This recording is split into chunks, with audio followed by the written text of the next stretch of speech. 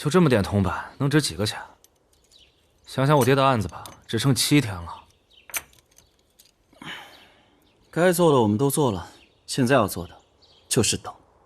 等？没错。来喽。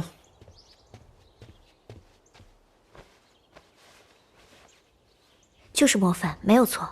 白姑娘，这磨粉是什么？一种江湖术士行骗用的粉末，用磷和石灰混合而成，遇水则燃。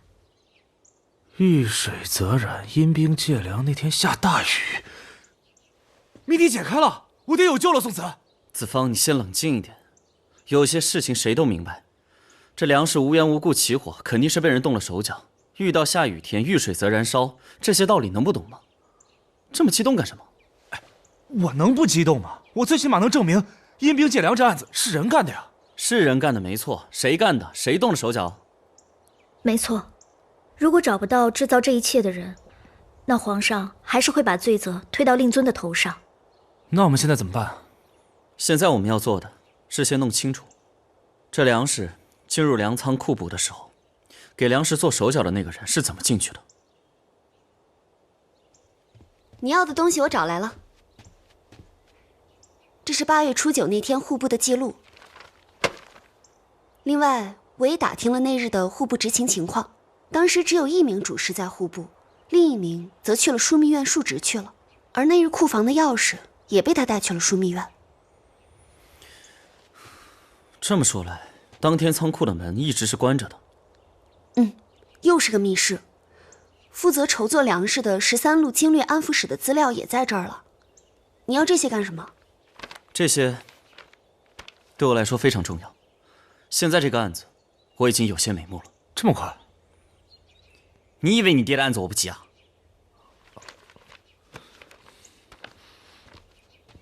小姐，宋公子，瑞王派了个人进来，说是有要紧的事情。瑞王？验坟内及屋下传殡尸，余出开差，取尸于光明处，地上验之。宋词，洗冤集录。快点，把尸体放好。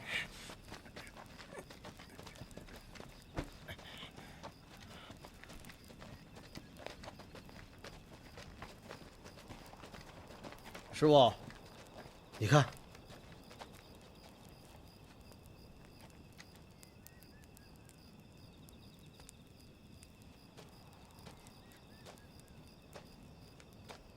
堂堂大宋京城的北山，居然会有如此惨案！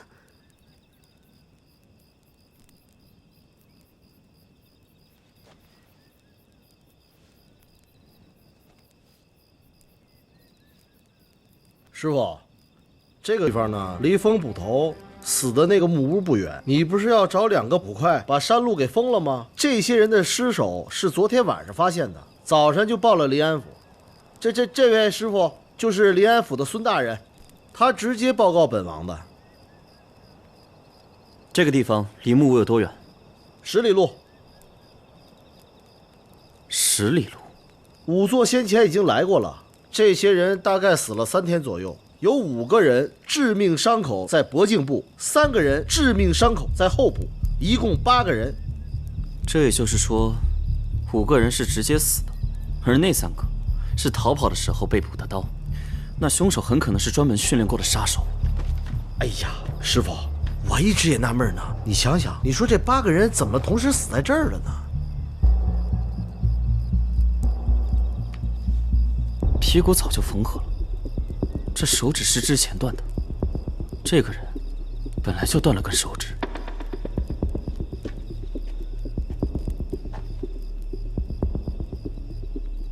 师傅，你快看，这断了2根儿。什么？2根儿。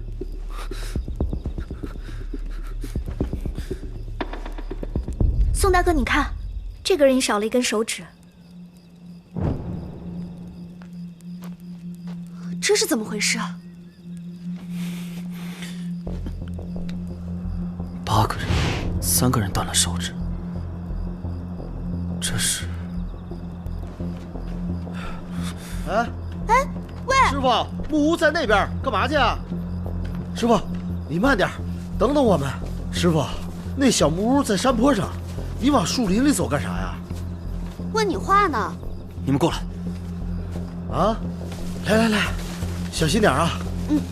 大家都小心点啊！来，慢点。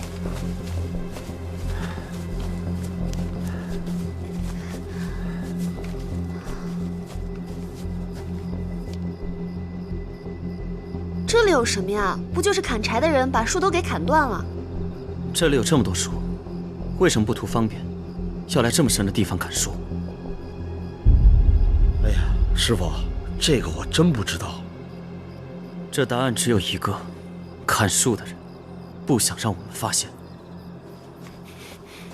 哎，师傅，你往哪儿去啊？木屋。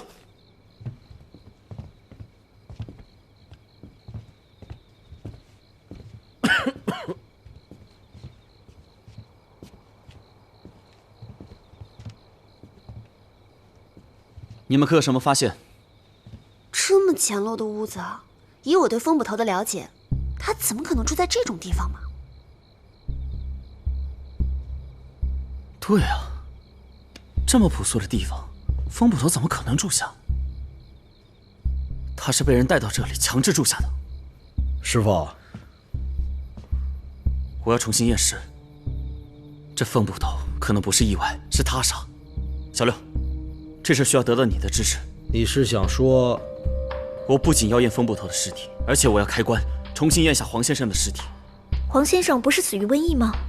如果我没猜错的话，这黄先生和风捕头一样，都不是意外，而且他们死的地方都有死亡国度的标志。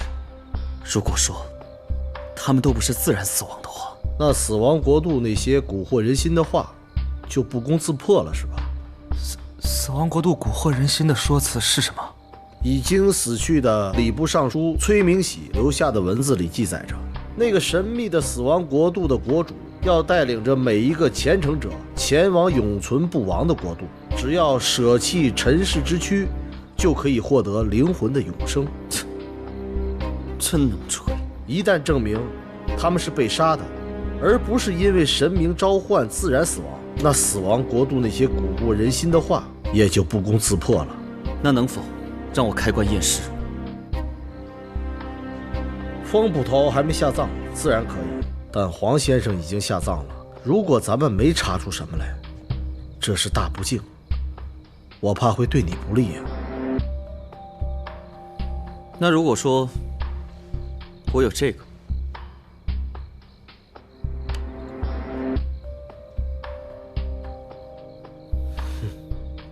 师傅，这个太管用了，就算没查出来也没事儿。他可以背锅。师傅，和以前一样，我来给你当助手。你现在是王爷，身份不一样。嘿，这话说的，难道本王以前就不是王爷了吗？师傅，来，开始。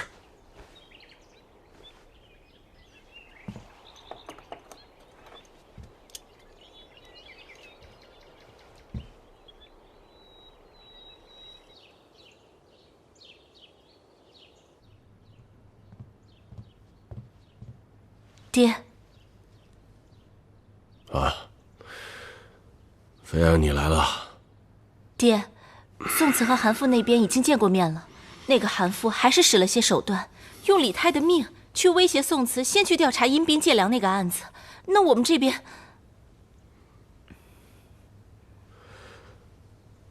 宋慈这个小兄弟悟性很高，比起我和韩父这两个老家伙，他更聪明。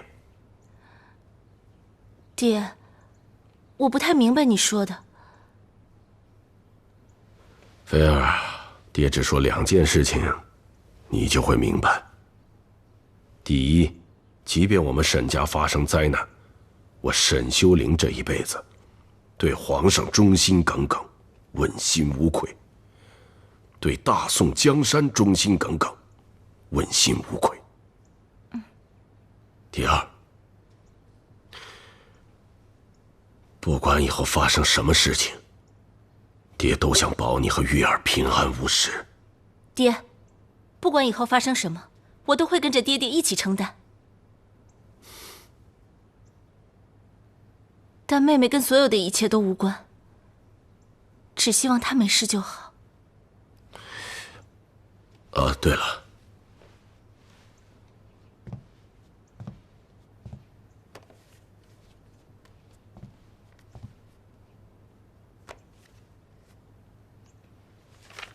这是我准备进呈皇上的奏折。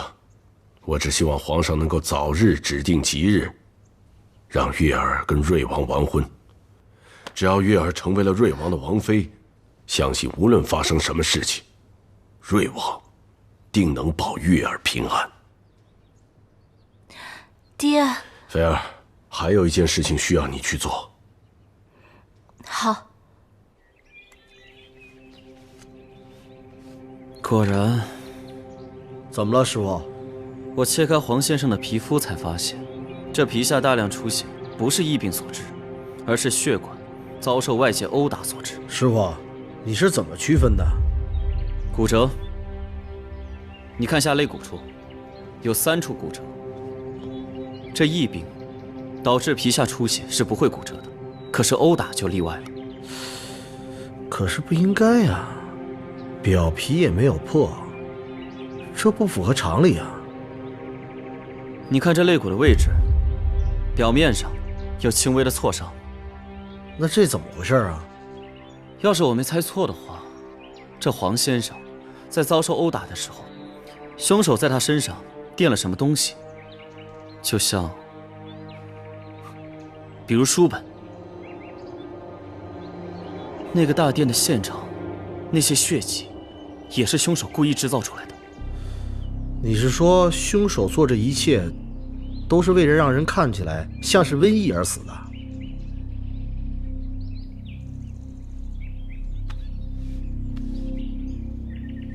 师傅，你找什么呢？无论是骨折还是皮下大量出血，那都不是致死伤。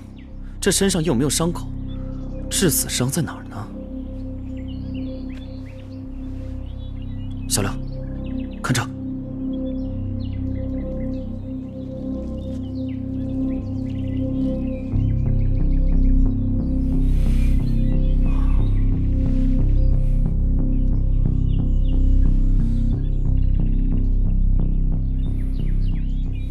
走，再看看风捕头。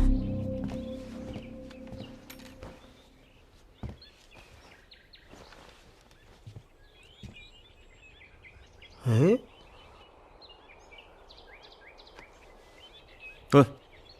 干嘛呢？找致命伤口啊！你有没有搞错？这死因都确定了，反流性窒息，后脑勺找伤口啊？啊，不在后脑勺啊！哎呀，那我就不知道了。师傅，那你说，风捕头这个尸该怎么验？截面。刀拿来。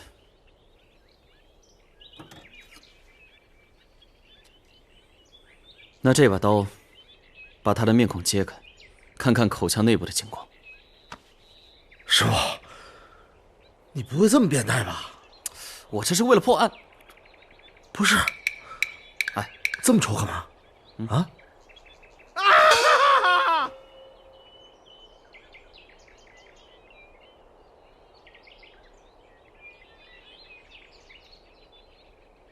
李公子，我知道你在担心。但验尸是宋大哥破案的绝活，他之所以可以承担这份责任，我想他应该有十足的把握吧。我倒是不担心他能不能破这个案子，但是离真相越近，我越担心。这里这么多人，凶手的势力有多大？你能保证他们中间没有凶手的人吗？所以不，瑞王要和他站在一起。这就是告诉所有人，谁敢动宋慈，就是动他瑞王。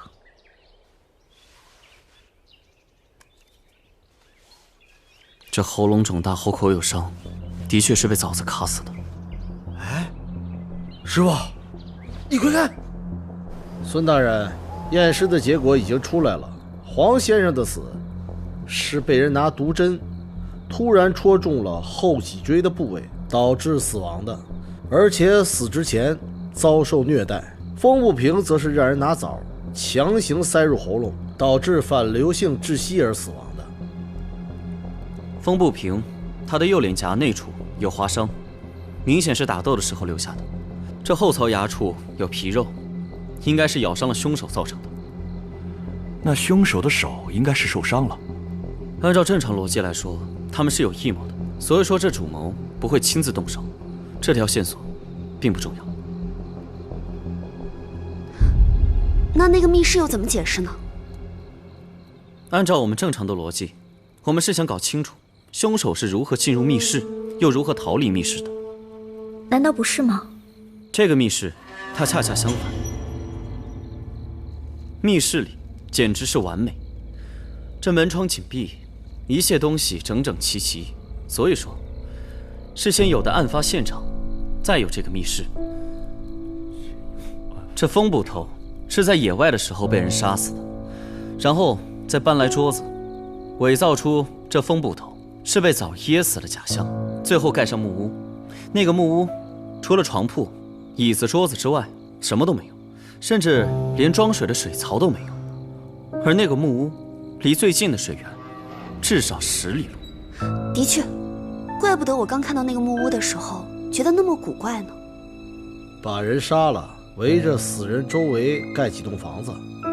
师傅，你说水源有问题，确实有一定道理，但这不能证明这房子是新盖的。可是那死去的8个人都是木匠。你怎么知道是木匠？木匠在工作的时候容易因失误而断指，而这8个人中有好几个人都是断指，并且都是几年的旧伤。此外，我们发现了这树林，在树林深处树木都被砍掉了，很明显是不想被人发现。我检查过那些树桩，都是新砍下来的。几名熟练的木工盖几座简易的房子，而封屋的最后一块木板是在屋顶上，一个从内反锁的密室就这样形成了。而这批知情的木匠随后也被主谋的人杀死了。如果要杀人，直接杀就是了，为什么要搞这么复杂？风捕头还有黄先生的死，为什么要制造成这样？这蛊惑人心的死亡国度，如果直接杀人，那么相信的人会怎么想呢？难道说，凶手用这么复杂的方法杀人，仅仅是为了让大家相信，这一切都是自然死亡的假象？我希望是的。如果不是，那肯定会有更大的阴谋。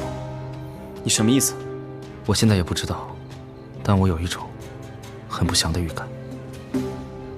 孙大人，王爷下官在。即刻告知全城，黄先生和风捕头是被死亡国度邪教组织所杀，并非自然死亡。是。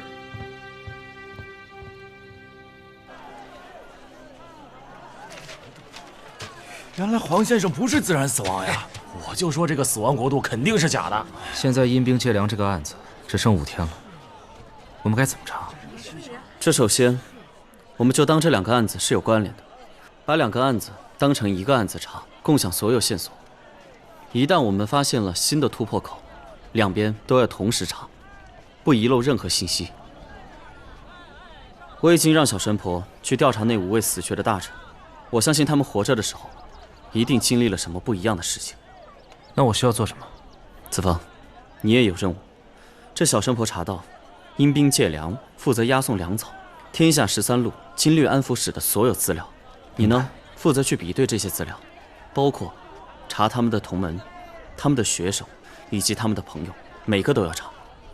我不相信每个经略安抚使都有问题，但我相信问题出现在极个别人中。放心吧，交给我这事儿。那我呢？你陪我留下来，参加婚礼。这是不是太快了？太快了吧！哦，我说的是别人的婚礼。啊？今晚是白虎钱庄吕承平纳妾的日子，他请了所有人轮流吃席，我们呢也进去混一顿吃的。原来就是想去混顿吃的。你这话说的，我们这次去是为了阴兵借粮一案。我在吕掌柜那里找到了户部仓库密室的突破口，想趁今晚这个机会去确认一下。好吧，那我陪你去。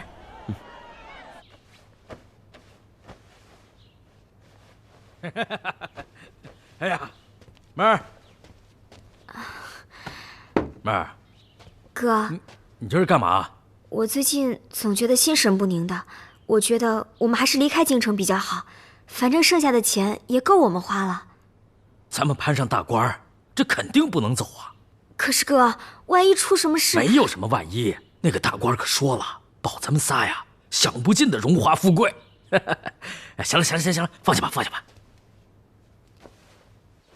什么？你让我5日之后嫁给那个赵小六？放肆！什么赵小六？那是瑞王殿下。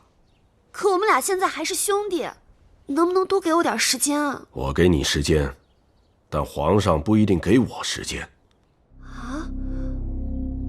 别胡思乱想。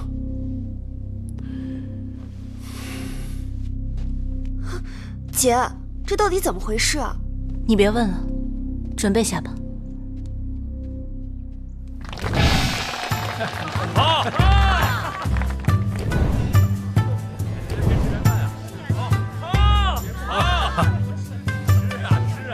哎，喝着啊！好不好？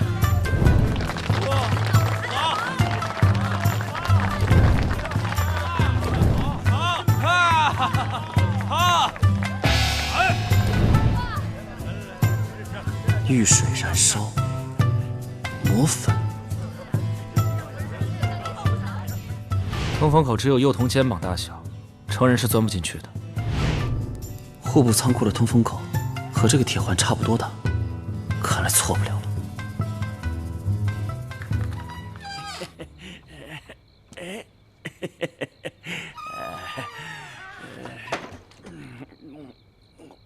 娘子，我来了。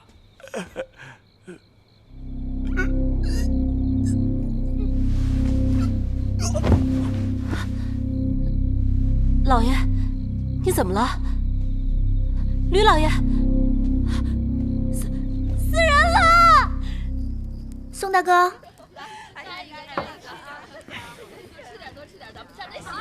宋大哥，你不是说要找线索吗？已经找到了。啊？就是台上那3个人。你看到台上那个大汉了吗？他喷的那个，应该就是磨粉吧。再看那个少女，记不记得我跟你说过，那个粮仓的通风口，其他人钻不进去，但他肯定可以。等表演结束，我们就去找他。好。哎，公交，哎，怎么了？他出事了。啥？掌柜的出事了，快带我去！快走！我去看看情况。好，来吃。老爷，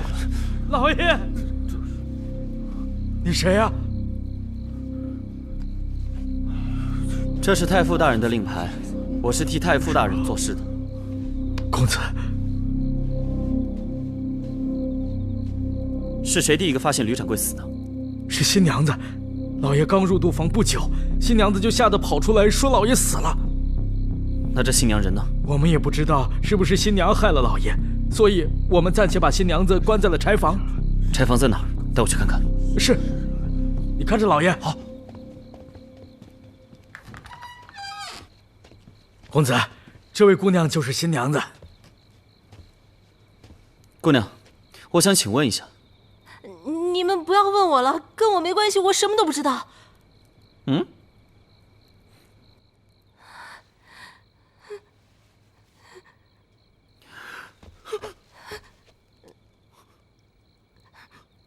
姐，你……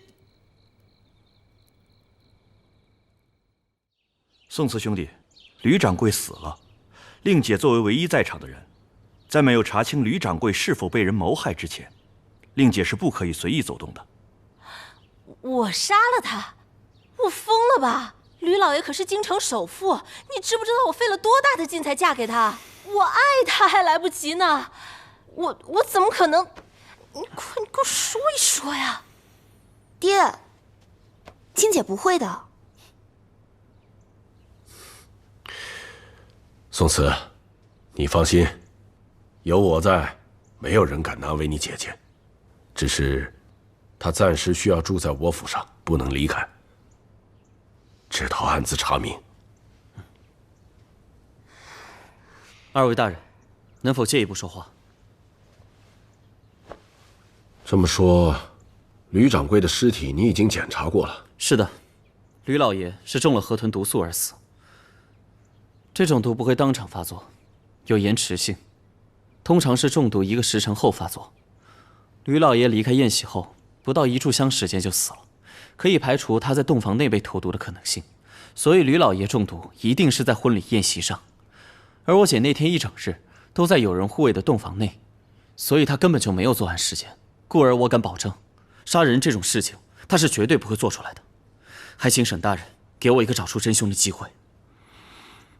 这京城如今不太平啊，这接二连三的死人，我看我这个府尹也是干到头了。孙大人稍安勿躁，我相信宋慈小兄弟一定会找到凶手。我一定会尽快查明真相。二位大人，我需要去吕府再逛一逛。需不需要我派一些人手给你？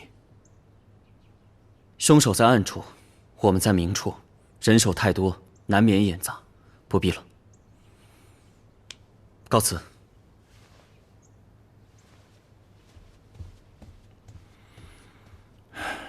这可真是自古英雄出少年呐！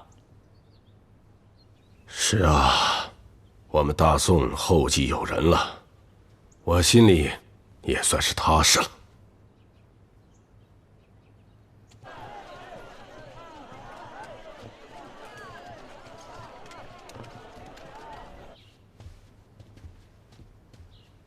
找了这么久，也没找到什么证据，是不是跟你想的不一样啊？要想给吕承平下毒，我觉得肯定是在他结婚那天。我们把婚礼上这些人挨个调查一遍，应该能找到凶手。我和白姑娘随随便便就混进了婚礼，他们想混进来个人很难吗？而且这个吕承平也可能是死于仇杀，不一定是死于死亡国度。那还在这儿找什么？在婚礼那天，吕府上邀请过阴兵借粮的嫌疑人，我们也许可以在此发现阴兵借粮的线索。白姑娘跟我说了，那3个演戏法的。没错，我已经让白姑娘去打听了那3个人的住所。如果这里也能有什么新发现，那案子一定会取得突破性的进展。宋慈，你猜对了，这2起案子确实有关联。哎，白姑娘，白姑娘，怎么样了？查到那3个跑江湖住的地方了，就在城郊3里外的村子。这么远啊？宋大哥，我们什么时候动手啊？需不需要带些人啊？带什么人呢？这临安城内都不知道谁是敌，谁是友。至少瑞王是我们的人吧？瑞王目标太大了，这件事情我不想把他卷进来。可是总得找一个会武功的吧？我们3个人都不会武功，万一打起来多危险啊！我觉得白姑娘说的对，要不把沈姑娘也叫上？不可，沈姑娘如果参与了，那这沈大人就知道了。我们目前的调查进度，知道的人还是越少越好。可是我们3个人，原来你们在这儿啊！尹姑娘，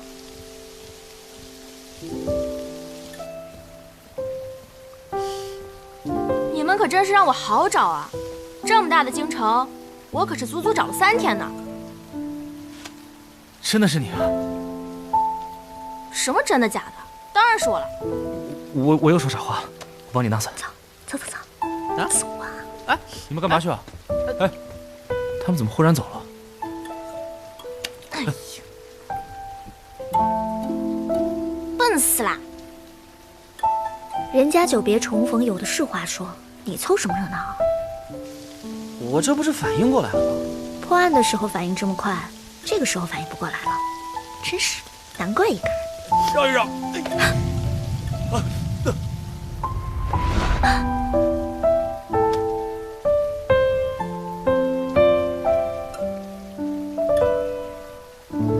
你看，我还是反应敏捷的嘛。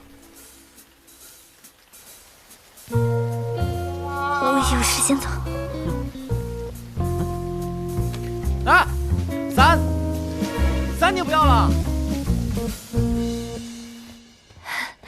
静姐，沈姑娘，我又给你弄了一道好吃的。白姐姐，我正想去找你，麻烦你帮我看看新找着的线索。好。这不是西域的马草吗？啊，我都不知道这是什么。姐姐你怎么知道的？我之前偶遇了一个西域的商人，卖给过我一株，说是在酿酒的时候放那么一点点，酒的味道会比之前的要好，而且喝完之后还想再喝。哦，我知道了，所以这其实就是一种会让人上瘾的草药吧？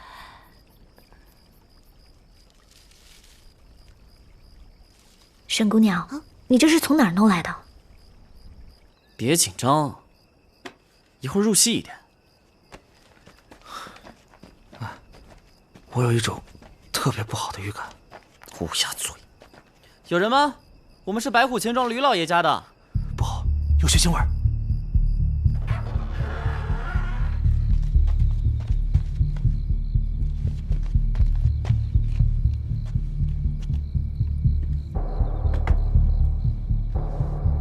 这尸僵还没形成，人没死多久。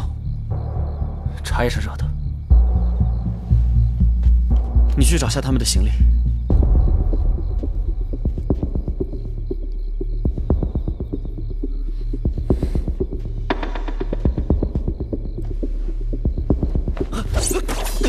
宋四，快跑！